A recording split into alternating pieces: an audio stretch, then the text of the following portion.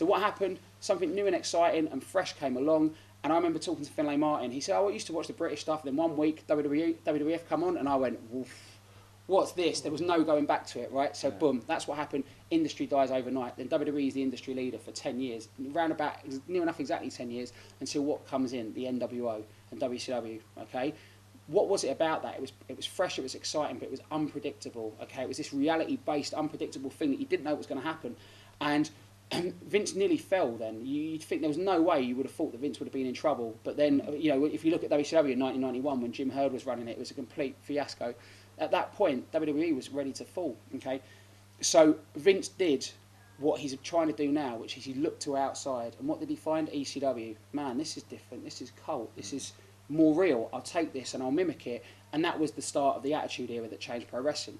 Now we fast forward again, 10 years later, what's happening? What's the new kid on the block that's completely unpredictable and fresh and exciting that people look into as cool? Is UFC. Okay, the only difference is this is so unpredictable that the promoters don't even know what's going to happen because it's real. Okay, so what is Vince doing? Well, it worked for me 10 years ago. Let me look outside the bubble. What's another sort of, you know, new, fresh product that's out there? It's believable, it's realistic. We've got Ring of Honor. So I'll tell you what I'll do. I'll sign up Bryan Danielson. I'll sign up Nigel McGuinness. I've already got CM Punk, right? I'll make my stuff more reality-based. I'll get my wrestlers to wrestle more. And then I'll tell the guys, forget the characters. We've got to be real. We've got to compete with UFC. That's an issue. Because you compete with UFC and you mimic UFC, you're paying homage to UFC and making it look cooler. You're going into a knife fight with a rubber stick, right? Wrestling, when you compete in any real fight, Flash is a kicker and a puncher, I guess, as well. But you know, if he's a kicker, he's not going to go into a fight with a boxer and wear boxing gloves and punch, because that's not his strong suit. You can't compete with UFC by trying to be UFC. So this is why it's so important now, because UFC is not wrestling. It could lead to the demise of pro wrestling. Everybody assumes pro wrestling's always going to be there. Right, but everybody assumed that World of Sport was always going to be there. WrestleMania 1 was a long time ago. Vince is an old man now. People assume, and Vince assumes because he's won every time before, he'll win this time. But something tells me that if we don't freshen up what we're doing, wrestling's going to be so laughable.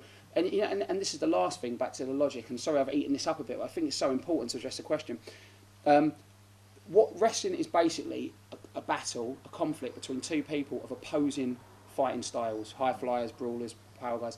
Now, nobody knew back in the old World of Sport days what that looked like. So when people used to say the British stuff was real, we laugh because we've seen The Matrix, we've seen Jet Li movies. But those people had only seen fight scenes in James Bond. You didn't even have fighting on Coronation Street. When it happened, there was a punch on Coronation Street. It was front page news. Is it too violent? So you look at the fighting in World of Sport, you can see why people believed it. Okay, now we've seen The Matrix, so WWE looks quite unbelievable. How unbelievable do you think it's going to be in 10 years' time, even to children, when they've seen what a real fight between real people of opposing styles looks like? You're not going to be able to stamp your foot and punch anymore. You're not going to be able to do indie standoffs anymore. You have to get to a point where people are not going to be convinced it's real, but you have to show so much logic that people go, you know what, I'll suspend my disbelief until you insult me with something that's unbelievable. I think that's why it's an issue right now. Yeah, Alex is absolutely right. You know, it's that suspension of belief, and that's always been the thing with the wrestling fan. You know, they could always go into a show, suspend, you know, reality of the day, whether they've had a bad day or whatever. They could suspend all that, enjoy the show for what it is, you know. And again, it's down to the wrestlers as well, because they've got the big part to play to produce the best show that they can do, you know, within certain parameters. And yeah, there's always stuff for showmanship. You know, you've got to have the showmanship, you've got to have the flamboyancy. You know, that's all part and parcel of it. You know, the way you walk, talk, you know, look. You know, it's all important. And again, if they can combine that with really good wrestling, be it high flying, technical, or brawling. Again, it's something as silly as having a snap in the punch. It's like people think, "Ooh, hang on," and it's that. Well, I don't know. Did he catch him or didn't he catch him? As you said, because we're never going to compete with UFC, because that's a totally different entity. You know, forget that. Plus, if you start trying to compete or being similar to it, wrestling loses its identity. You know, we need to get wrestling's identity back. You know, we need to get it back from, you know, the streaming days, the ultra-violence days. You know, great, that may work in another country, but it's never going to work here. It would never be acceptable, and that's where you've never seen. That's the important point that we've not really discussed. That is the key point. what does wrestling in this country need more than anything? It's television. Yeah. And we are not going to get that unless you know, you need to be able to make wrestling acceptable to the point where you don't leave yourself wide open. For example, let's say we get a new high flyer in tomorrow who does a 920 dive. I've just invented it, but I'm sure it'll be done within the next 2 years. It's a 920 dive. Wow. Now, we as wrestling fans will look at the 920 dive and go, that is amazing. But the casual, not the casual fan, the person, I call it the bar stool challenge. If you can sit next to a guy on a bar stool in your average pub and show him a wrestling match, right? I can show him Goldberg, he'll go, I show him Austin's great, because we're wrestling fans, but he'll see the Fez press and the fake punches, right? So what he'll see with that 920 dive is the guy standing there with his arms out. And there are ways around that, but that's the problem. Until you first of all make it logical to the point where a TV executive is going to go, well, he just squashed the ref in the corner, why is he unconscious? Surely he'd be holding his ribs. Yeah. But the other thing is also the consequences, like fighting UFC at what, right now, here could be our biggest strength in the battle against UFC, right? And when I say a battle, there's not a conflict with them, but it's the same genre. It's an unofficial genre, but it is, right?